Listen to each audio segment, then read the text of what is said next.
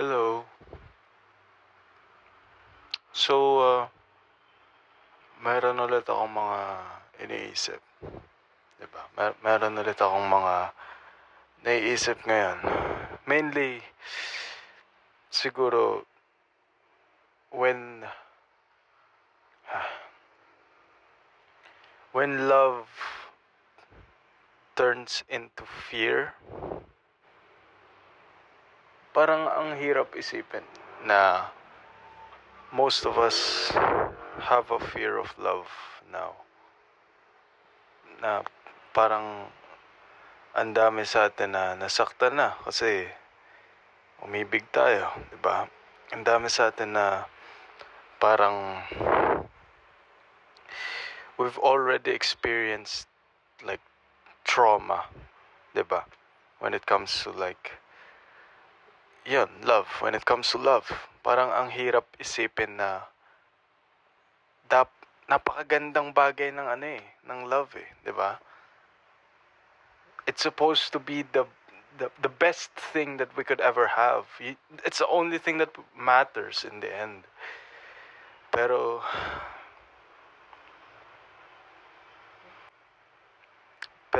dahil sa circumstances na out of our control, 'di ba? Parang ang hirap isipin na most of us are scared to love again. Kahit yun yung totoo. Yun yung totoo 'di ba? Ang dami sa atin na we're scared to commit. We're scared to get hurt. We're scared to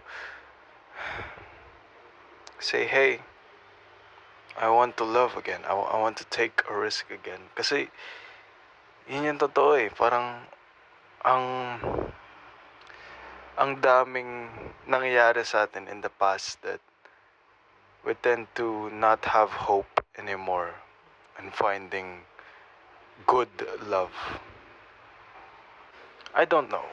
Kasi 'di ba? Parang it's not really something that we can control. It's a response. Response natin yun from what has happened before. Maybe nag-fail yung relationship natin. Maybe we were traumatized by past relationships. Maybe hindi pa tayo nagkakaroon nun kaya dahil sa stories ng iba or dahil sa experiences na iba na nakikita natin, ayaw na natin mangyari sa atin yung ganun.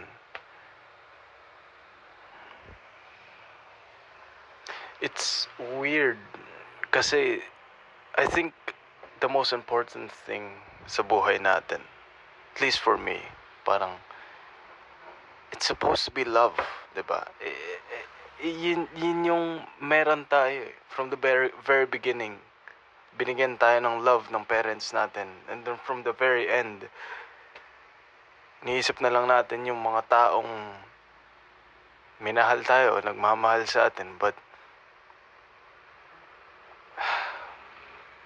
ang sakit kasi isipin na we live in a time na normal na matakot umibig, 'di ba? Normal lang I don't know. Normal lang mas pipiliin natin yung peace kesa yung worry when it comes to a relationship. Like yes, from experience, meron akong trauma. 'Di ba? From experience, meron akong may galit pa rin ako. I can't deny that, 'di ba? I can't deny na may galit pa rin ako Made me do things that I didn't want to do.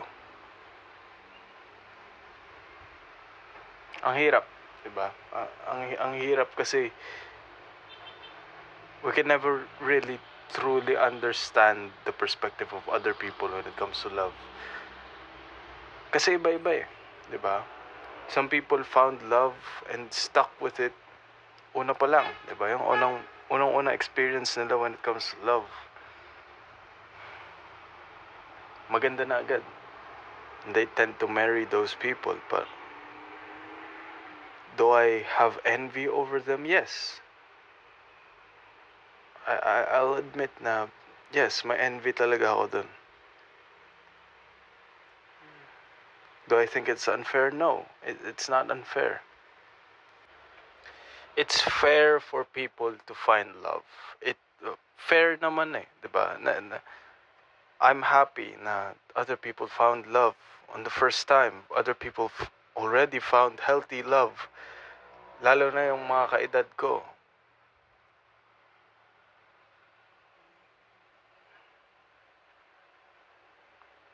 It becomes such a task. Kasi sometimes napupunta sa point na kailangan mo na lang siyang gawin. Kasi sayang eh. Ayaw mong umalis eh. Hindi mo kayang umalis eh. Sometimes it always comes down to that point. Kasi ayaw kong masayang to eh. Or like may tanong ako palaging, what if it becomes better? Pero lagi siyang na ko-contrast nung tanong na if it paano ba sasabihin? If it can become better, why is it not better already? Yun eh, di ba? I don't know.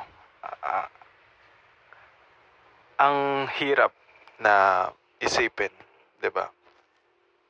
Kasi that's my personal experience, and because of who I am, ayoko i-sacrifice yung sarili ko eh. Not saying I can't sacrifice things for love. I'm saying I go all out when I love someone. I go all out when I am courting someone. Na hindi na nare-reciprocate yung ganong kind ng energy. Is it their fault? No. It's my fault for expecting. It's my fault for like going too much into it. Kaya parang ang problema ko ngayon is, what is enough? Diba? Can I actually love in the right amount? And natatakot din ako kasi baka maulit yung dati. I don't want that. Nobody wants that. Ayoko na makasakit. Ayoko na masaktan. Ang hirap. Ang hirap maghanap ng love. Ang hirap maghanap ng companion. Lalo na these past few days. I'm feeling alone. Yun eh. I've been feeling alone, kaya I've been thinking about love.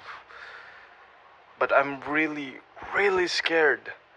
Again, nauunahan ako ng takot. I can't even like try to do something. Diba?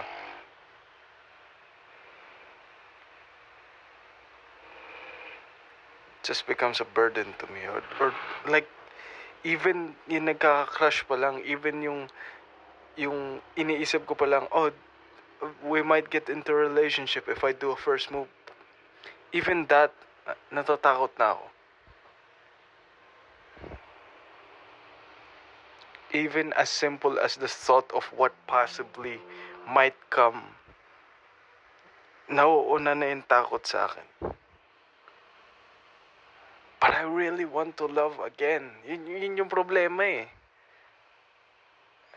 I really want to love again.